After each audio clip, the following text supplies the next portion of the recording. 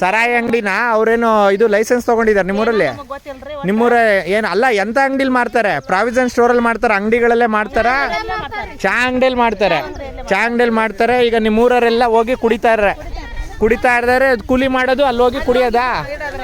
ನೀವು ಇವಾಗ ದುಡ್ದಾದ್ಮೇಲೆ ಅವ್ರಿಗೆ ಕೊಡ್ಬೇಕು ನಿಮ್ಮ ಗಂಡಂಗೆ ದುಡ್ಡು, ಹೆಂಗೆ ನೀವೇ ಇಟ್ಕೋತೀರಾ? ಎಷ್ಟು ಕೂಲಿ ಬರುತ್ತೆ ನಿಮಗೆ?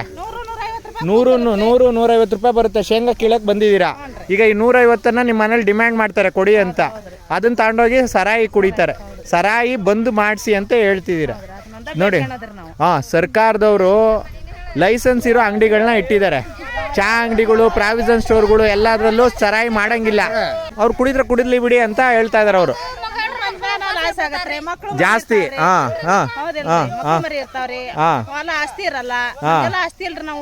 ಮಕ್ಕಳಿಗೆ ಓದ್ಸೋದಿಕ್ಕಾಗಲ್ಲ, ನಿಮ್ಗೆ ಆಹಾರ ತಿನ್ನಕ್ಕಾಗಲ್ಲ, ಬಟ್ಟೆ ಚಪ್ಪಲಿಗಳು ತಾಳಕ್ಕಾಗಲ್ಲ. ನಿಮ್ದು ಆಸ್ತಿ ಏನಿಲ್ಲ, ಹೊಲ ಜಮೀನ್ ಏನಿಲ್ಲ. ನೀವು ದುಡಿಯೋದೆಲ್ಲವೂ ಕೂಡ ಗಂಡು ಮಕ್ಳುಗಳು ಸರಾಯಿ ಕುಡಿದ್ಬಿಡ್ತಾರೆ. ಹಬ್ಬ ಹರಿದಿನ ಮಾಡೋಕ್ಕಾಗಲ್ಲ, ಚೆನ್ನಾಗಿ ಬದುಕಕ್ಕಾಗಲ್ಲ. ಹಂಗಾಗಿ ಅಕ್ರಮವಾಗಿ ಮಾಡ್ತಾ ಇರುವಂಥ ಸರಾಯಿನ ನಿಷೇಧ ಮಾಡಿ ಅಂತ ಕೇಳ್ತಾ ಇದ್ದೀರಿ. ನೋಡಿ ಇಲ್ಲೆಲ್ಲ, ಇಲ್ಲಿ ನಿಮ್ಮೆಲ್ಲರದು ಬೇಡಿಕೆ ಅದೇ, ನಮ್ಮ ಮಹಿಳೆಯರದು.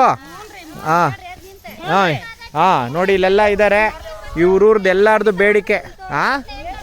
ಭ್ರಷ್ಟ ಸರ್ಕಾರದ ವ್ಯವಸ್ಥೆ, ಹಳ್ಳಿಲೂ ಚಹಾದ ಅಂಗಡಿಯಲ್ಲಿ ಮಾರಾಟ ಮಾಡಕ್ಕೆ ಮಾಡಿ